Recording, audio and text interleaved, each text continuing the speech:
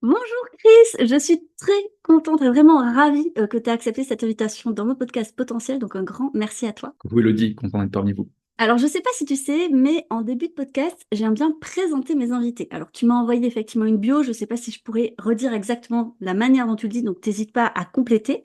Mais pourquoi je trouve que c'est important aussi de présenter, c'est parce que j'explique à mes auditeurs pourquoi je t'ai choisi toi. C'est-à-dire je ne choisis pas mes invités au hasard et la pertinence par rapport au sujet de mon podcast, qui est le potentiel. Donc du coup, toi, tu te dis donc, j'ai repris des termes exacts pour essayer de pas me tromper. Coach et facilitateur d'espace de transformation. Ça, tu auras l'occasion d'expliquer en quoi ça s'agit, parce que je pense qu'il y a beaucoup de personnes qui ne savent pas ce que c'est. Du biohacking, alors je ne sais pas du tout ce que c'est, je suis trop curieuse. Dépassement de soi, et en fait, donc, tu accompagnes les hommes. Et c'est là où je trouve que c'est hyper pertinent pour moi, parce que tu vois, souvent on me dit ah, mais tu t'adresses souvent aux femmes, Elodie, et les hommes, alors est-ce qu'on peut pas se reconnaître? Et moi, j'aime bien dire, bien sûr que si. C'est pour ça que j'avais envie de t'inviter, parce que toi, tu parles à des hommes, tu accompagnes des hommes et tu comprends mieux leurs problématiques. Parce qu'il y a une évidence, c'est que dans cette société, on est quand même conditionné différemment. Et donc, forcément, il y a des choses à déconstruire qui sont différentes. Et toi, tu accompagnes du coup aussi ces hommes à guérir de leurs blessures émotionnelles. Et je trouve ça vraiment hyper important sur tous les blocages émotionnels. Donc, tu as fait pas mal aussi des collaborations avec ta compagne Chloé.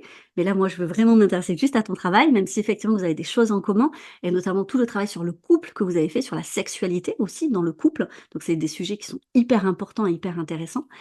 Mais tu vois, j'ai vu que tu préparais aussi et proposais des retraites pour les hommes. Et j'étais à deux doigts, je te promets, d'en prendre une pour mon homme, mais ça tombait mal au niveau des dates. Et puis en plus, je pense, et tu pourras y revenir là-dessus parce que je pense qu'on va faire effectivement une parenthèse. S'il y a des femmes qui écoutent cet épisode, ce qui serait bien, c'est pas forcer leur conjoint à l'écouter, mais d'ouvrir la voie. Et je pense que tu peux déjà aussi nous expliquer ça parce que je crois que ça va être un petit problème Bah, parfois. ouais, complètement. Et tu vois, pour le coup, c'est une question de sensibilisation. Et je le vois aujourd'hui, tu sais, ces fameux espaces de transformation qui sont au final des cercles d'hommes ou en fait des retraites masculines où on se retrouve, où on vient travailler sur certaines expériences, sur certaines blessures émotionnelles. Parfois, ça m'arrive encore d'avoir beaucoup de femmes qui poussent un petit peu leur conjoint pour intégrer ces cercles d'hommes et ces retraites masculines. Et ce qui est important finalement, c'est que l'appel doit venir de soi, il doit venir de l'homme, si tu veux, parce que sinon tu peux te sentir un petit peu la main forcée. Et la dernière fois, tu vois, c'est marrant parce que j'ai eu un homme qui ne s'attendait pas du tout à tout ce qu'on allait faire finalement. Et finalement, ça a été une très belle surprise. Il en a appris beaucoup sur lui et ça lui a fait énormément de bien. Mais quand il est arrivé au début sur sur cet espace de transformation, il était un petit peu réfractaire. Il y allait vraiment à tâtons, en reculant, pas mal de jugements. Et au début, il nous a dit avec Chloé, parce que Chloé des fois intervient, mais aussi pour donner la vision féminine à l'intérieur de ces espaces, il nous a dit au début, je ne savais pas pourquoi j'étais là. Presque, j'étais un petit peu effrayé. Et finalement, en fait, j'ai vu que c'était un espace bienveillant, que c'était fraternel, que c'était aussi pour faire des choses, je dirais, sur soi, pour mieux se comprendre et pour aussi tisser du lien avec les autres hommes. Et finalement, j'étais agréablement surpris. Mais comme tu le dis, en effet, c'est important que les hommes se sensibilisent, mais le féminin aussi peut sensibiliser les hommes par rapport à ça et que l'initiative vienne de nous. Mais comme tout, finalement, un vecteur de changement, ça vient d'abord de soi. Alors dis-moi, c'est quoi finalement être facilitateur et c'est quoi le biohacking? Ok. Facilitateur, c'est, tu vois, la position de facilitateur, c'est quand je suis au service, justement, dans mon cercle, donc vraiment au service de cette énergie collective et au service de chaque homme, et que je vais finalement disposer de certaines activités. Et dans les activités qu'on peut avoir, on peut avoir des activités de biohacking, et typiquement dans le biohacking, tu as ce qu'on appelle les bains glacés, donc c'est l'exposition au froid, donc la fameuse méthode Wim Hof, plus sur le dépassement de soi, l'archétype du guerrier. Et tu peux aussi avoir du biohacking sur la partie alimentaire, sur la partie sportive, mais tu peux l'avoir aussi sur la partie, je dirais, mentale et au niveau de l'esprit. Ça pourrait être de la méditation, de la visualisation. Donc, c'est toutes les pratiques finalement qui te permettent de prendre soin de tes différents corps, donc de ton cœur, de ton esprit, de tes émotions et de ta vibration, et que tu peux implémenter en tant qu'homme, mais aussi en tant que femme. Et c'est là où on voit que finalement c'est très transversal pour prendre soin de ta physiologie au quotidien, améliorer tes niveaux de concentration, de productivité, réduire ton stress et te sentir finalement bien dans ton corps. Ah, super, super, bah, c'est complet. Génial. Merci beaucoup. Et je vais revenir un petit peu sur ce côté fraternité. J'aime beaucoup ce terme parce que j'ai l'impression que tu l'utilises justement dans le sens un peu noble du terme de la fraternité. Donc au départ, on pourrait dire sororité pour les femmes et fraternité pour les hommes. Et je trouve que ça manque. Alors j'ai une théorie, mais j'ai trop envie de te la partager et tu me dis ce que tu en penses, d'accord? Souvent, on dit que la sensibilité, c'est vraiment, ça se conjugue beaucoup plus au féminin. Alors moi, donc c'est mon expertise, je sais que non, concrètement, absolument pas. Ça concerne autant les hommes que les femmes, juste ça va se colorer de manière un peu différente parce qu'on est un peu formaté aussi de la manière dont on a le droit ou pas de l'exprimer. Mais ce que je remarque aussi, c'est que on va développer notre sensibilité et notamment tout ce qui est lié aussi à l'intelligence émotionnelle, c'est encore autre chose, mais on la développe beaucoup plus chez la femme parce que j'ai la sensation que ce conditionnement depuis tout petit nous y amène. Tu vois, par exemple, les petites filles, si on tombe dans le cliché, on va leur offrir des poupées. Et donc, tu vois, tu as ce côté, le soin, je vais parler à ma poupée, je vais prendre soin d'elle, on va communiquer elle et moi, dès que t'es toute petite. Après, lorsque je vais être au collège, je me rappelle très bien quand tu arrives en sixième, t'as plus le droit de jouer quand t'es une fille, tu dois parler avec les autres filles. Tu vois, t'es sur le banc en train de parler, donc t'échanges. Et ça, une fois qu'on est adulte en tant que femme, on échange toujours sur nos problèmes de couple, tu vois, avec nos amis. Ah ben oui, qu'est-ce que t'en penses, tout ça, tu vois. Mais du coup, ça développe ce côté de je mets des mots sur ce que je ressens, je prends du recul sur ce que je ressens. Donc on développe tout ça. Là où j'ai l'impression, les petits garçons, bah, on va plutôt leur donner les voitures. Alors je rentre dans les clichés, mais c'est pas si loin de la vérité. Donc ils développent plutôt leur sens de l'orientation, le déplacement, tu vois. Ensuite, au collège, ils continuent à jouer. J'ai l'impression que l'amitié dans les hommes, c'est une tape dans le dos. Allez, vas-y, on fait du sport, on est content. Et au final, eh ben, ça développe beaucoup moins ça. Et il y a comme, j'ai l'impression, un creuset parfois dans certains couples où la femme, elle voudrait que l'homme parle, elle le pousse à vouloir. Alors, il répond pas, il répond pas. Et tu sais, ils sont oppressés, genre, qu'est-ce qu'il faut que je dise? Parce que, un peu, genre, quoi que je dise, je vais me faire allumer. Et à côté, lui, il n'a pas développé cette manière de s'exprimer.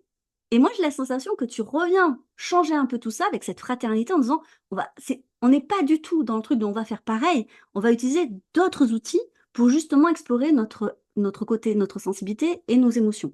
Bah, je suis d'accord avec toi, tu vois, et j'en parlais avec Chloé, juste ma compagne hier, comme quoi la sensibilité c'était une force, et en fait, en tant qu'être humain, on l'a tous. Après, c'est vrai, comme tu l'as dit, avec les conditionnements, et avec l'essence féminine, il y a une tendance, en effet, chez les femmes à exprimer plus facilement leurs sentiments, leurs émotions, leurs ressentis, là où pour les hommes, on peut être un petit peu plus dans l'introversion par rapport à ça, et être un peu plus dans une communication parfois non verbale, et même, tu le vois, au sein d'une dispute, au sein d'un couple, parfois, la femme a envie que le conjoint parle ou s'explique, tu vois, ou communique, et le conjoint va se taire ou va prendre un petit peu la fuite et parfois en fait va juste communiquer autrement, peut-être en revenant avec un câlin, une tendresse, où on allait en prendre l'air et c'est vrai que c'est des formats de communication qui sont différents. Mais par contre, je reste 100% convaincu que autant les hommes que les femmes, on a une essence féminine, on a aussi une essence masculine, on a finalement ces deux essences à l'intérieur de nous et parfois tu as même des hommes qui ont plus d'essence féminine que certaines femmes. Donc c'est important de le dire parce que aujourd'hui je vois beaucoup d'hommes qui viennent, tu sais, dans mes espaces et qui ont cette essence féminine et qui ont du mal à trouver la place pour pouvoir l'exprimer dans leur quotidien. Et qui ont aussi du mal un petit peu à reconnecter à leur essence masculine, parce que parfois il y a ainsi un rejet de la masculinité, pour peu que tu aies eu un père assez violent, une figure paternelle assez dure et autoritaire, et tu t'es mis en rejet par rapport à ça, tu as peut-être développé des qualités féminines un peu plus importantes, et dans la société de tous les jours, ben, tu as un petit peu du mal à exprimer cette sensibilité, tu as tendance à la cacher, parce qu'en tant qu'homme, on t'a dit souvent que c'était un peu de la vulnérabilité, que la vulnérabilité c'était de la fragilité. Tu vois, c'est un peu mon travail aujourd'hui, c'est un petit peu de redorer d'une certaine façon le blason masculin Mm. et de montrer qu'il n'y a pas aujourd'hui qu'une masculinité toxique, qu'il y a aussi beaucoup d'hommes qui en pâtissent finalement. Il y a, tu sais, j'en parle souvent, la honte du masculin, la honte d'être un homme, de se dire que pendant des générations, on a créé des guerres, on a abusé des femmes, on a fait la chasse aux sorcières, et aujourd'hui, tu as beaucoup d'hommes qui n'arrivent plus à se reconnaître en tant qu'hommes et qui perdent leurs repères. Et Mm. aujourd'hui, tu as besoin d'avoir d'autres hommes qui sont là pour leur montrer que non, le masculin c'est beau, que le masculin ça a aussi des qualités, que le masculin ça se retrouve aussi chez la femme et que c'est important de pouvoir l'exprimer, c'est important de pouvoir aussi réintégrer ses parts à soi de manière plus juste. Et que j'ai tant besoin d'être un petit peu, je dirais, l'alpha qui se met en action, qui a une direction et qui s'assume que cet homme sensible qui exprime aussi sa sensibilité. Et du coup, je sais que tu utilises d'autres termes, justement pour éviter ce mélange entre masculin et féminin. Est-ce que tu peux nous parler de ces autres termes et finalement en quoi on peut avoir ces deux parties en nous? Ouais, je parle beaucoup de, tu sais, d'essence, finalement, d'essence masculine et féminine. Je me base beaucoup, en fait, sur la philosophie du Tao, avec les polarités yin-yang. Et en tant qu'être humain, on a cette dualité, on a ces deux polarités. Quand je vais grandir, je vais avoir toutes les qualités féminines comme la sensibilité, la vulnérabilité, l'introspection, le retour à soi, le fait de chérir les relations, l'amour. Et je vais avoir aussi toutes ces qualités masculines. comme le fait d'entreprendre des choses, de mettre en mouvement, d'être en action, de prendre des décisions, d'être force d'initiative. Et j'ai besoin en fait de ces deux qualités pour pouvoir, de ces deux polarités dans ma vie pour pouvoir avancer, pour pouvoir exprimer toutes mes facettes. Mais j'en ai besoin dans mes relations parce que parfois dans mon couple, je vais être dans une posture des fois un petit peu plus décisionnaire et parfois je vais être dans une posture où je ressens un petit peu plus. Et ça va être pareil par exemple dans l'entrepreneuriat. Parfois je vais avoir besoin de structurer quelque chose, de mettre un plan d'action et d'y aller go go go. Et parfois je vais avoir besoin de revenir à moi, d'écouter un peu mon intuition, mon flair pour pouvoir prendre des décisions alignées avec mon cœur et pas qu'avec ma tête. Est-ce que tu dirais du coup que ton travail, c'est de rééquilibrer le déséquilibre chez certains? Je dirais que c'est ça, et tu vois, j'en ai fait un podcast où j'étais venu sur la notion d'équilibre en disant que, en effet, c'est bien de trouver un équilibre, mais c'est pas tant un équilibre, c'est finalement une harmonie, dans le sens que demain, je peux être une femme avec une belle essence masculine et un peu moins une essence féminine, et peut-être que je vais être 70% pour 30% Mm. d'essence féminine, et c'est de juste me permettre, en fait, d'exprimer toutes mes facettes et d'exprimer autant mon essence féminine que masculine, parce que bien souvent, ce qu'on voit, c'est que quand on se construit entre l'enfance et l'âge adulte, en fonction du conditionnement qu'on a eu, en fonction des relations qu'on avait avec nos parents, on va avoir certaines facettes qui sont étouffées, qui sont en veille ou pas assumées, qu'on va peut-être rejeter. Et aujourd'hui, c'est comment je peux reconnecter finalement avec ces facettes parce que c'est ce qui me permet d'être complet et c'est ce qui me permet aussi de profiter, je dirais, un maximum de la vie et de pouvoir aussi avoir des relations où je suis complètement moi et où je peux aussi être en ping-pong dans mes différentes facettes. Alors, est-ce que selon toi, et c'est vraiment ton avis, est-ce que tu estimes qu'il y a une différence, et si oui, laquelle, entre la sensibilité chez une femme et chez un homme? C'est une très bonne question. Et tu me l'avais posée avant, j'ai pris le temps d'y réfléchir et je t'avoue que j'étais un petit peu coincé hein, parce qu'en fait, si je prends du recul, j'ai l'impression qu'une fois de plus, on est tous humains, on a tous autant de la sensibilité. Après, en effet, tu as les atypiques, comme toi, tu les abordes et tu vas avoir différents niveaux de sensibilité. Mm. Mais aujourd'hui, tu vois, même parmi les hommes, il y a tellement d'atypies, mais il y a tellement aussi de différences que parfois, tu as même plus de points communs entre certains hommes et certaines femmes que entre certains hommes entre eux, tu vois. Donc, c'est là où pour moi, Oui. c'est difficile de dire qu'il y a vraiment une différence chez les hommes et chez les femmes, si ce n'est vraiment le conditionnement très présent qui fait qu'en effet, comme tu l'as expliqué, la femme va avoir des facilités à trouver, exprimer sa sensibilité, et l'homme va parfois être un petit peu contraint. Mais une fois de plus, ça va dépendre de ton foyer. Moi, je sais que tu vois, par exemple, j'ai grandi avec une figure maternelle très forte, mais aussi très sensible. J'ai eu un peu le manquement de mon père, et Mm. ma sensibilité avait toute sa place. J'ai pu l'exprimer, j'ai pu avoir plein de conversations avec ma mère, et j'ai jamais souffert d'opprimer en fait finalement ma sensibilité, tu vois, en tant qu'homme. Donc ça dépend beaucoup un petit peu de ta construction et des bagages familiales que tu as finalement. Mais je pense que d'une manière transversale, on a tous une fois de plus autant de sensibilité, homme comme femme. C'est juste à quel point on arrive à l'exprimer ou pas. Alors du coup, je vais aller te challenger pour que tu nous offres des outils concrets, parce que je pense que les auditeurs ont trop envie de savoir si effectivement il y a des hommes qui nous écoutent ou des partenaires qui sont face à ça, parce que je pense que la réponse sera un peu différente, euh, qui se sentent sensibles, qui auraient envie de l'exprimer, mais qui savent pas en fait comment, par quelle voie prendre, parce que comme tu dis, on peut être tiraillé entre ça doit être ça un homme, c'est peut-être ça un homme, tu vois, toutes ces a priori. Comment il peut peut-être revenir à lui en fait et y voir plus clair? J'ai le shortcut tout de suite. C'est pour moi, tu sais, c'est moi. Alors, je suis un fort défenseur du mouvement et le fait de pouvoir revenir dans son corps. Et par exemple, il y a une activité que je fais pendant les cercles d'hommes qui s'appelle le breathwork. Donc, c'est la thérapie par le souffle, c'est de la respiration consciente. Et à ce moment-là, t'es pas en train de mentaliser via un podcast ou un bouquin de dev perso comment exprimer ta sensibilité. Tu viens vivre une expérience, tu viens l'expérimenter et tu te fais un petit peu attraper par la magie de la respiration. Et au bout de 15-20 minutes, quand tu es dans ta respiration, tu mets ton cortex préfrontal en fait en veille avec la suroxygénation de ton corps et tu accèdes en fait à ton système limbique, ce qui te permet d'être dans la partie émotionnelle et d'être dans une forme de vulnérabilité. Ce qui fait que même si tu es vraiment contrôlant ou même si tu as peur d'exprimer ta sensibilité parce que tu es dans un groupe de 15 mecs et que tu as peur d'être jugé parce que tu vas te mettre à pleurer ou peut-être à rire, bah, il y a ce moment où en fait tu lâches, tu te fais surprendre et finalement tu vois que c'est libérateur et que tu vois que finalement en créant cet espace, tu crées aussi l'espace pour les autres hommes. Donc moi c'est un petit peu mon X-Factor, j'aime bien venir chercher les hommes comme ça via des expériences là où ils s'y attendent pas parce qu'ils sont pas en train de mentaliser le fait de se dire bon allez je dois exprimer ma sensibilité face à un autre homme, ça va venir de manière assez intuitive, assez physique et ils vont se retrouver à exprimer leur sensibilité, à peut-être pleurer, peut-être à hurler de colère dans un espace qui est voilà qui est sécurisé bien sûr. Hmm. Est-ce qu'on pourrait faire ça avec d'autres choses? Alors, par exemple, je pense notamment, tu vois, quand on se met dans un état très, très, très fort, comme dans certaines pratiques sportives ou dans la méditation, où en fait le cerveau se déconnecte. Ouais. C'est ça que tu essayes de chercher finalement.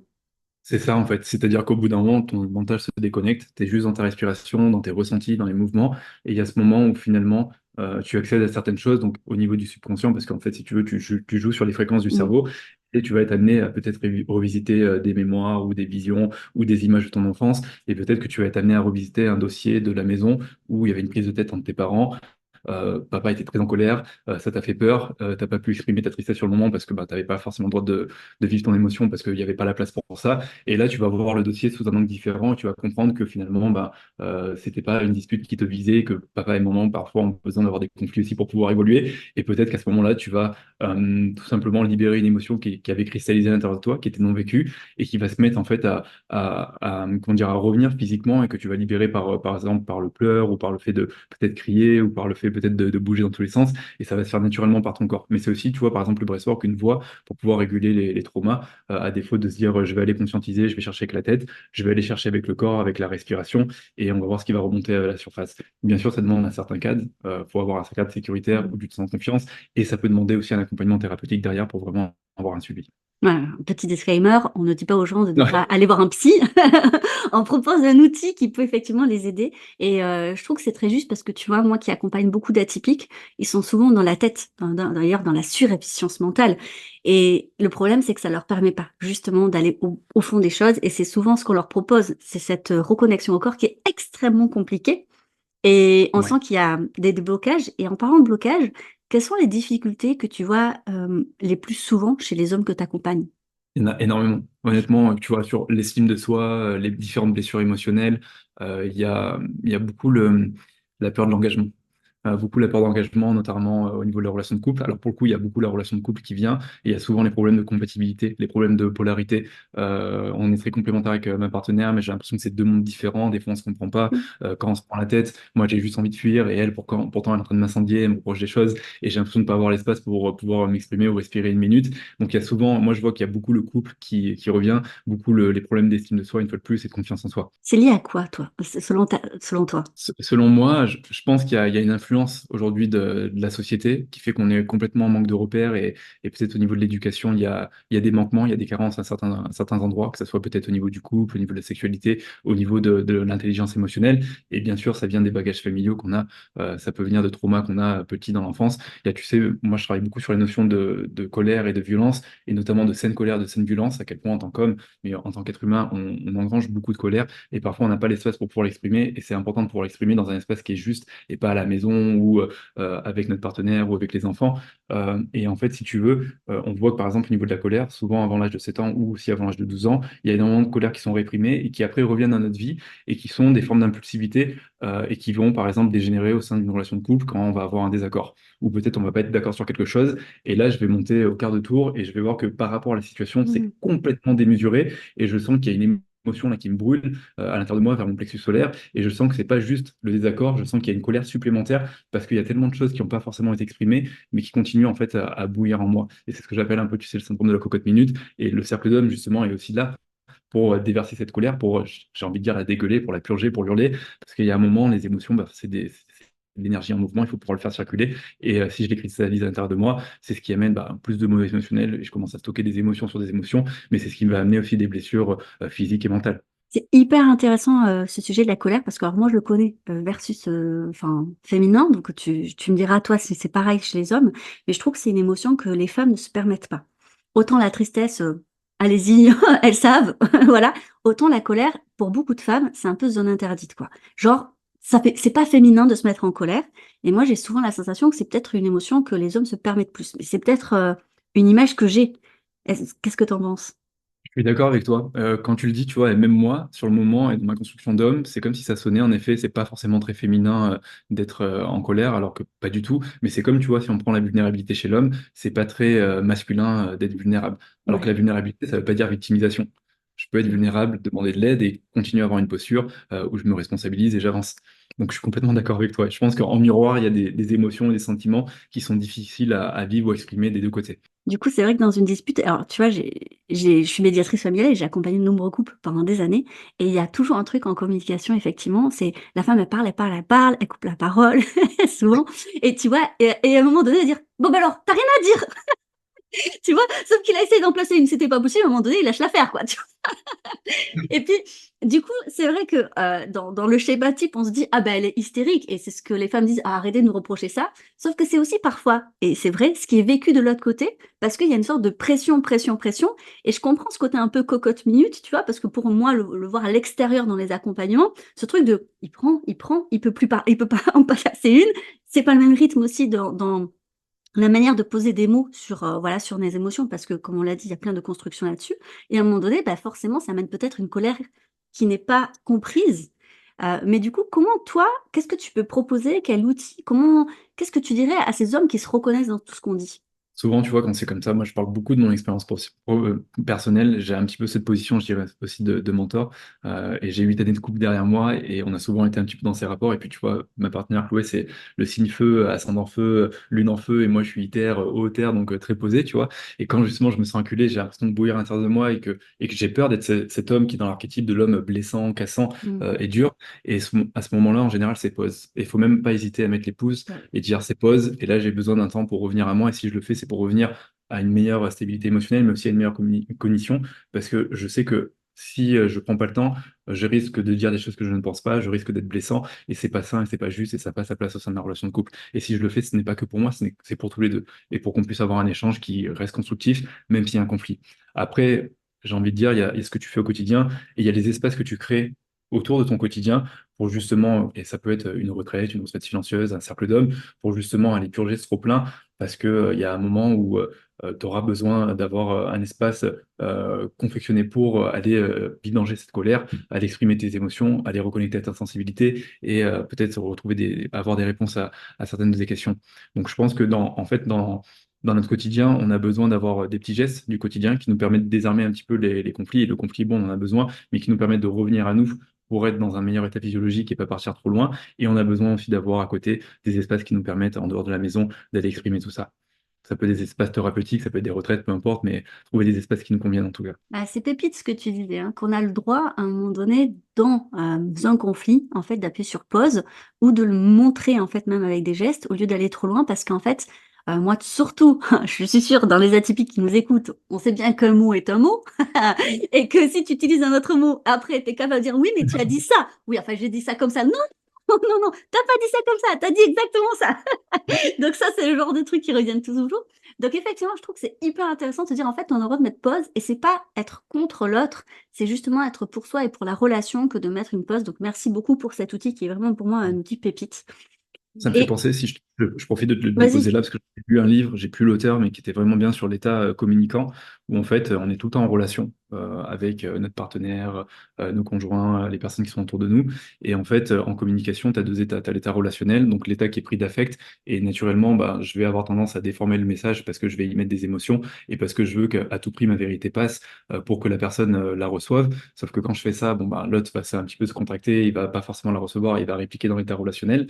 Et l'état qui est propice, c'est l'état communicant qui est, peu importe le message que j'ai à dire et peu importe l'affect qu'il y a, c'est important que je considère que les choses les plus importantes au sein de la conversation restent les sujets et pas forcément le message. Donc l'humain avant même le message, avant même le reproche. Mm. Ce qui nous permet déjà de prendre un peu de recul, de step back un peu et de se dire, OK, je prends le temps, je prends un petit peu sur moi, je souffle si j'ai besoin de souffler et puis j'y reviens avec des meilleurs sentiments et puis on prend le temps de communiquer correctement. Alors c'est pas évident, hein, c'est comme la communication non violente, c'est pas évident, mais c'est un bon exercice et ça permet de, voilà, de développer des petits gestes qui peuvent des fois changer la donne dans certaines conversations. Et du coup, est-ce que tu pourrais nous dire en quoi c'est important finalement peut-être de se sentir aligné? Alors tu nous as dit ça sera peut-être pour épanouir une relation, mais est-ce qu'il y a d'autres avantages à se sentir justement aligné avec sa sensibilité, avec justement toutes les parts de nous? Ouais, franchement, il y a plein d'avantages. Je pense que quand tu es aligné avec ta sensibilité, ça te permet de t'aligner avec ta créativité, avec ta vision, avec les choses que tu as envie d'entreprendre dans la vie. Et ça permet même de dépasser certaines insécurités pour moi, parce que souvent on est rattrapé par nos insécurités et il y a une forme de sabotage qui se met en place. Et quand je suis aligné avec ma sensibilité, c'est aussi me permettre d'être en fait, d'être moi et d'être moi dans toutes mes facettes et de pouvoir m'exprimer tel que je suis au monde, tu vois. Et c'est aller chercher une forme d'authenticité sans forcément vouloir jouer le jeu de l'authenticité. Et quand je fais ça, je suis en capacité aussi de mettre mes plus belles qualités à disposition du monde. Donc, je pense que c'est important de pouvoir être aligné avec sa sensibilité. Et à contrario, quels sont les impacts que tu vois chez les hommes que tu accompagnes qui justement se refusent à ouvrir cette porte-là? Cocotte minute, maladie vers 40 ans, 45 ans, rongé par la colère. Tu sais, comme on le dit au début, C'est une émotion, puis ça prend un petit peu de temps, puis ça se matérialise et ça vient dans la matière. Et puis un jour, tu as la ride du lion parce que tu es tellement en colère dans ta vie que tu te permets pas de l'exprimer, parce que la sensibilité, c'est pour les faibles, que finalement, bah, tu la portes sur ton dos et tu la portes sur ton visage et elle te ronge. Donc, et puis je le vois, tu vois. Tu le vois rapidement quand tu es en immersion avec un homme, quand il est à fleur de peau, quand il y a vraiment un trop-plein, et quand à la moindre chose, il est prêt à exploser en fait. Et tu sens que c'est pas sain, et tu sens que bah, ça crée beaucoup de choses au niveau du corps, au niveau de même de la partie émotionnelle. Et par exemple, si on prend les hommes, on est souvent sujet aux inflammations. Le fait d'avoir beaucoup de colère, le fait d'avoir beaucoup de rancœur, le fait de garder ça en soi, ça crée de l'inflammation au niveau de notre système. Donc aussi au niveau du système digestif, au niveau des articulations. Et moi qui suis sportif, je me suis intéressé beaucoup à ces états inflammatoires parce que c'est un petit peu ton pire ennemi quand tu es sportif, quand tu as envie d'avoir la longévité. Et aujourd'hui, on voit que justement ton corps émotionnel se déporte sur ton corps physique et peut créer de l'inflammation quand il y a des émotions qui sont pas purgées, qui sont pas exprimées, quand il y a une sensibilité qui est pas vécue. Donc ça se répercute à, on pourrait en faire un épisode de podcast, mais sur plein d'endroits.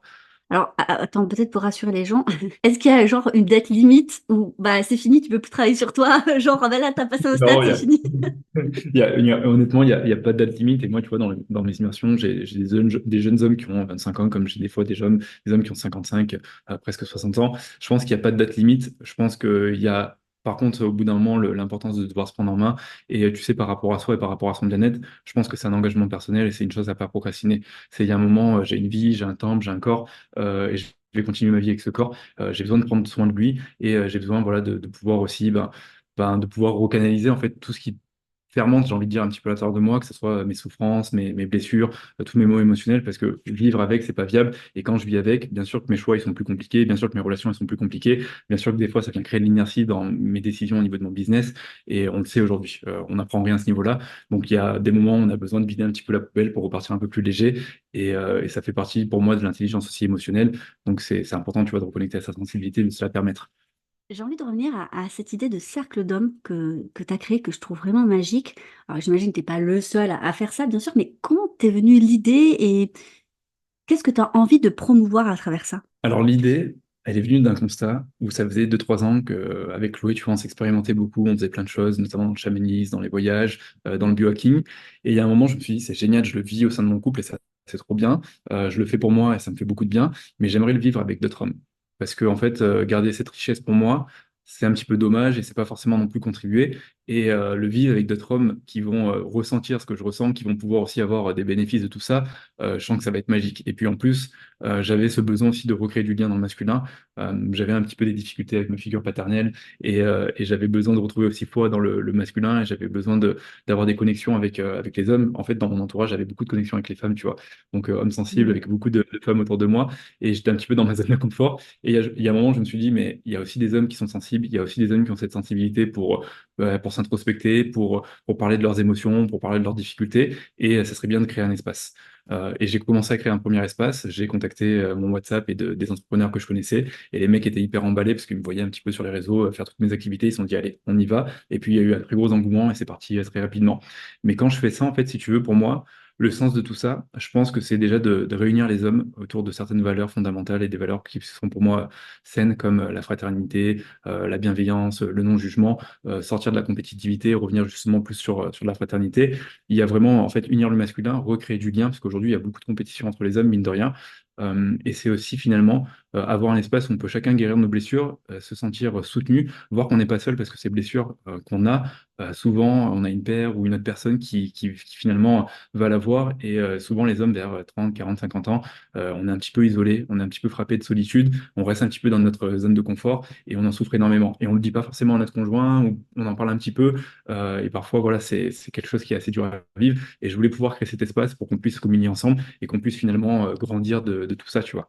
Alors, ça parle énormément parce que j'ai des hommes sensibles autour de moi et des retours de femmes qui me disent, et tu vois, je pense qu'il y aura cette question de mes auditeurs et auditrices qui vont dire effectivement, en tant qu'homme sensible, on peut se sentir un peu seul, un peu isolé.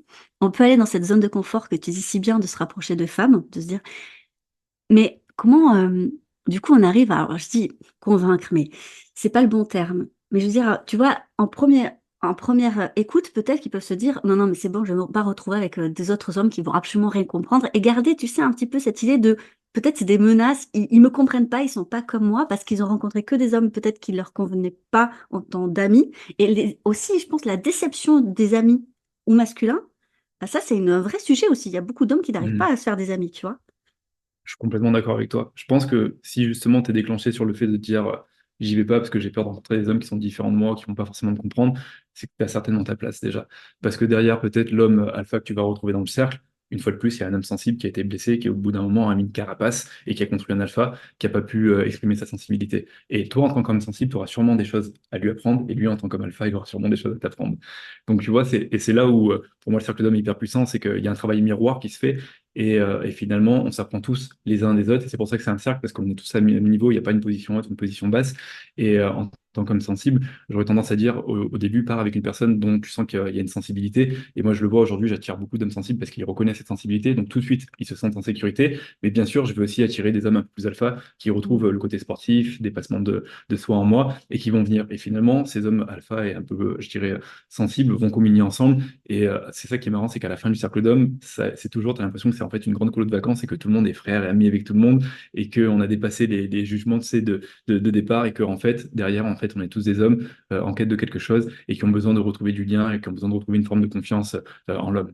Et du coup, ça crée des liens d'amitié après. Tu sais que si ça perdure. Ouais. Alors ouais, ça crée des liens d'amitié. Alors moi, je fais en sorte de fédérer. Donc si tu veux, j'ai des cercles en ligne qui sont tous les trimestres pour tous les cercles d'hommes que j'ai fait. Je fais des rassemblements où on va se faire, par exemple, des marches en montagne. Et puis je vois des hommes qui souvent partagent des photos sur le groupe WhatsApp, des repas qu'ils font ensemble, des petits événements qu'ils font ensemble. Et ouais, ça crée du lien. Et ça crée même des collaborations. Il y a même des personnes qui travaillent avec. C'est en fait ce que tu vis en cercle d'hommes sur 3, 4, 5 jours, c'est tellement puissant, c'est tellement intense que tu prends un TGV à grande vitesse, un train à grande vitesse, et tu te rends compte qu'il y a certaines choses que tu vis que tu ne vis même pas forcément avec tes proches ou avec des amis que tu connais depuis longue date, et tu as des sujets que tu n'abordes même pas forcément avec eux. Et comme le principe du cercle d'hommes, c'est on enlève les masques, on enlève les jeux de rôle, et on vit tel qu'on est, et on est à découvert, et on est là pour, d'une certaine façon, faire le travail et avancer, bah, tout le monde est à même niveau, et tu as des relations en fait très fortes qui se créent, très authentiques, ce qui fait que derrière, ça perdure. Et Ouais. ça, pour le coup, tu vois, j'en suis très fier parce que je me dis, bon, c'est Ouais. que finalement ça marche et que c'est pas juste un one-shot, on fait un cercle d'hommes, c'est que derrière, il y a de la continuité et je les vois grandir au quotidien. Ah, carrément, carrément, j'imagine bien à quel point tu vas dire, ah, ça, ouais, ça donne ce que tu as envie, quoi. Mais combien de temps durent ces cercles d'hommes pour les personnes qui connaîtraient pas du tout? Alors, tu nous as dit un petit peu ce qui se passe à l'intérieur, mais en fait, de manière un peu plus concrète. Est-ce que tu peux en dire Ça plus? dure entre 2 à 3 jours et là, tu vois, j'ai développé le Seulement deux, format. trois jours? T'arrives à créer du lien en deux, trois jours autant, comme ça? Ouais, en 2, 3 jours, Oh, tu crées du lien c'est très dingue. rapidement. Ah, Et c'est si t'es dingue. très bon, même en une journée, tu arrives à créer du lien. Mais Incroyable. là, les cercles d'hommes, et tu vois, j'en ai un à Bali. Là, on va être sur 5 jours. Donc, on est un petit peu plus long, mais parce qu'on a des excursions, on fait un peu plus de choses. Mais tu vois, je voulais revenir sur quelque chose que tu m'as dit. Tu m'as dit, ouais, on voit un petit peu ce qu'il y a dans le cercle d'hommes. Et là, en réalité, je t'ai donné peut-être même pas 5% de ce qu'il y a dans le cercle d'hommes parce qu'il y a tellement de choses.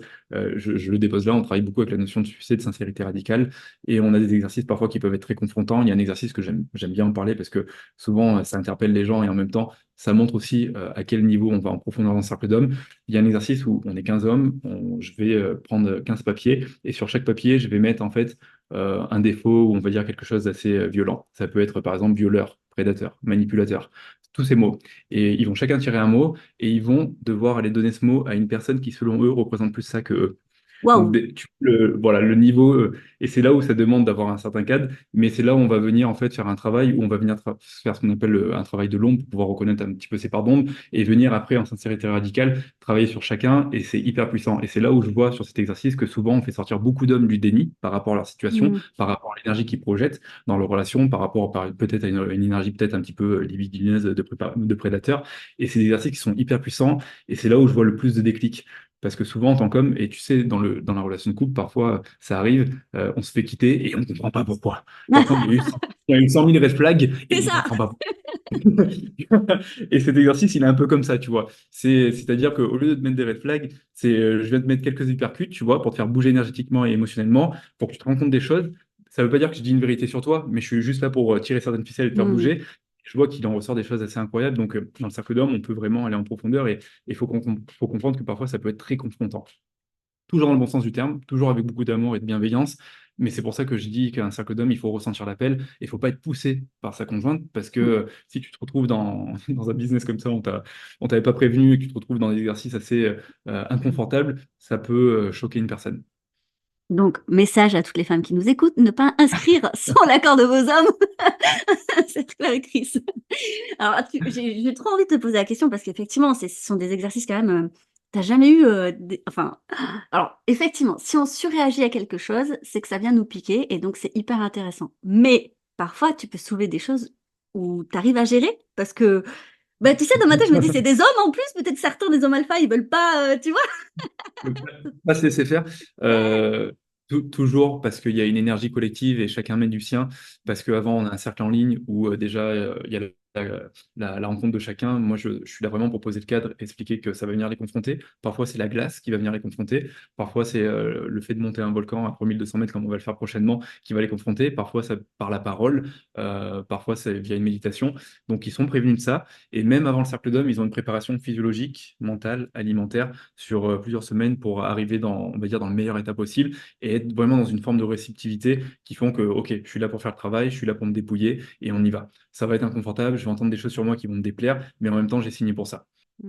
Totalement. Et du coup, tu vises quand même un public, j'ai envie de dire, qui a déconstruit pas mal de choses parce que tout le monde ne s'inscrit pas là-dedans, en fait. Donc, ça Ouais, trie déjà, ça complètement. trie. Tu sais, moi, le public que j'attire, je l'attire principalement via les réseaux et via Mm. les partages que je fais. Généralement, c'est comme s'il y avait un filtre qui se mettait en place et que je vais attirer des personnes qui ont déjà cette sensibilité, qui me suivent déjà depuis un moment et qui ont déjà un petit peu jaugé si en effet c'était bon ou pas pour eux. Sachant que le cercle d'hommes, c'est un investissement, mine de rien. Et là, tu Mm. vois, le prochain, il est à Bali. Donc, même en termes de déplacement, c'est un investissement. Donc, en général, quand tu viens de le faire, c'est que tu es quand même globalement sûr de toi et que ton intention, elle est déjà bien été posée. Oui, tu veux rentabiliser l'investissement. Tu vas à fond, quoi. Attends, tu en fais en France ou tu fais seulement à Bali? Puisque tu En vis à France, Bali pour ouais, les personnes. là, c'est le premier que je fais à Bali, mais les 5 premiers, je les ai faits en France. Et tu vois, je vais en refaire prochainement, courant novembre et décembre quand je rentre. Ah, et on peut voir les dates où pour les personnes qui seraient intéressées. En fait, les dates, si tu veux, moi j'ai une page classique de mon cercle d'hommes où il y a toujours en fait l'immersion qui est en cours, qui va arriver, mais il y a une liste d'attente pour pouvoir s'inscrire et en fait recevoir toutes les informations pour la prochaine immersion. D'accord, bah je mettrai ça, tu me donneras le lien et pour Je les personnes partagerai le intéressées, lien avec ouais, je plaisir. mettrai en barre d'infos. Alors, juste, je voudrais finir sur un truc parce qu'on a encore un peu de temps et je trouve ça vraiment hyper intéressant, notamment sur ce sujet-là dont on a un petit peu parlé, sur ces hommes qui auraient peur de développer leur masculin. Qu'est-ce que tu pourrais leur signifier, tu vois? Et c'est peut-être pour ça aussi qu'ils disent non mais j'en ai pas besoin. Et pour autant, on sent bien qu'en fait, bah, ils bloquent une part d'eux-mêmes en fait, comme tu dis. Enfin, donc il y a aussi des répercussions. Tout à l'heure, on a parlé des répercussions de bloquer sa sensibilité, mais ce serait quoi les répercussions de bloquer son côté masculin? En fait, c'est finalement encore s'anesthésier d'une part de soi. Aujourd'hui, tes qualités masculines, qui sont beaucoup le fait d'être en mouvement, d'avoir une direction, de pouvoir t'engager, de pouvoir faire des choses concrètes, si tu l'as pas, tu vas tomber dans ce qu'on appelle, dans le Tao, on appelle ça un excès de féminité, donc vraiment dans ta polarité yin, mais plus, plus, plus. Et quand tu tombes dans cet excès de féminité, tu peux tomber dans de la passivité, de la victimisation. Donc tu peux finalement avoir un homme à la maison qui devient aussi un peu un homme enfant, qui prend Hmm. plus de décisions, qui se laisse un petit peu porter, qui prend plus forcément le lead. Et pour le coup, ben, c'est lui, il le subit parce que ça joue énormément sur l'estime de soi, parce que tu ne te vois plus en action, plus en mouvement. Ça joue sur ta partenaire parce que ben, elle a l'impression d'être avec un enfant. Donc tu la positionnes en parent et en fait, tu dépolarises la relation. Tu crées une polarité qui est pas saine parce que la polarité de parent-enfant au sein de la relation, elle n'est pas saine.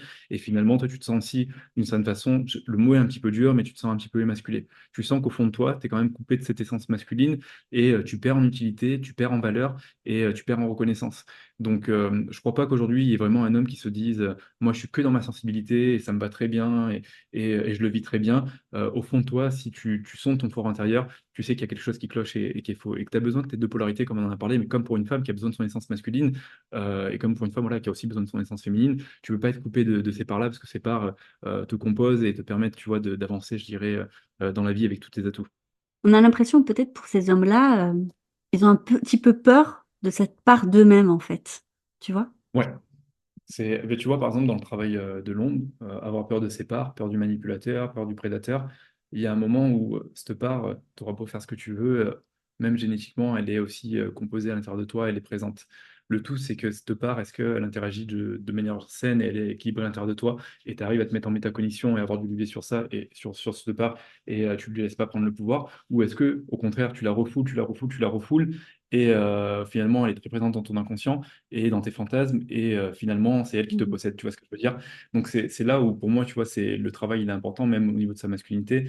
C'est au bout d'un moment, c'est à nous, en tant qu'hommes, de aussi changer notre vision de la masculinité et de voir quelles lunettes on a envie de poser sur nos yeux et quelle masculinité on a envie de voir et quelle masculinité on a envie d'incarner. C'est se dire, bah voilà, c'est l'ère du patriarcat, c'est mort, c'est la soumission, les hommes, c'est des cons, et c'est comme ça, je suis un homme, j'ai honte et je suis un con, et je me fais un billet de femmes autour de moi parce que je préfère les femmes, et finalement être dans une forme de passivité, alors qu'un homme, c'est aussi beau, c'est puissant, c'est l'égal de la femme, et on a besoin d'hommes et de femmes pour pouvoir avancer dans ce monde. Est-ce que ça voudrait dire qu'il existe donc plusieurs, en fait, formes de masculinité? Moi, tu vois, je suis 100% d'accord avec ça parce que je travaille beaucoup avec les archétypes, notamment de Jung. Et dans les archétypes, tu as les différents archétypes comme le roi, le guerrier, le magicien et l'amant. Et tu as une fois de plus ces déséquilibres. Par exemple, le roi, quand il est en excès de masculinité, c'est un tyran. Il oppresse, il opprime, il Mhm. s'écoute que lui, très égoïste. Quand il est en excès de féminité, c'est un roi faible qui prend plus de décisions, qui laisse le pouvoir, son autorité dans les mains de ses vassaux. Et il est complètement dépossédé de son pouvoir. Et j'invite chaque homme à justement retravailler un petit peu cet équilibre, à revenir dans un roi charismatique qui est dans sa puissance et qui est juste, qui est doux et qui sait faire preuve de leadership, tu vois. Et en fait, tous ces archétypes, on les a là et on les a tous. Et par exemple, si tu prends le guerrier, il y a une pratique que j'aime beaucoup dans le cercle d'hommes qui est un petit peu confrontante, qui est le match de boxe. Et souvent, on me dit, mais t'amènes de la violence dans le cercle d'hommes, mais oui, j'amène de la violence, mais une fois de plus, on est sur la notion de saine violence et j'ai un espace pour pouvoir l'exprimer. Et quand je prends les gants de boxe, je viens incarner l'archétype du guerrier, mais je suis là pour m'honorer, mais je suis là aussi pour honorer la personne qui est en face de moi. Je suis là pour remettre de l'intensité, pour être combatif, pour montrer que je ne me laisse pas faire et pour montrer que je respecte l'autre personne qui est en face de moi. Et en même temps, en termes de guerrier, je peux être tant le guerrier qui va être plutôt avec son arbalète, qui fait des esquives, qui aime bien danser, qui a un flair, qui est intuitif, que je peux être le guerrier peut-être un peu plus viking, un peu plus bourrin. Donc c'est aussi à moi de trouver ma forme de guerrier, c'est aussi à moi de trouver ma forme de magicien, d'amant. Donc il y a différentes formes de masculinité. Mais comme pour les femmes, tu as plein d'archétypes différents et c'est à toi de trouver un petit peu les archétypes qui vibrent avec toi et qui te ressemblent et comment tu les exprimes et comment tu t'épanouis avec finalement. Hyper intéressant.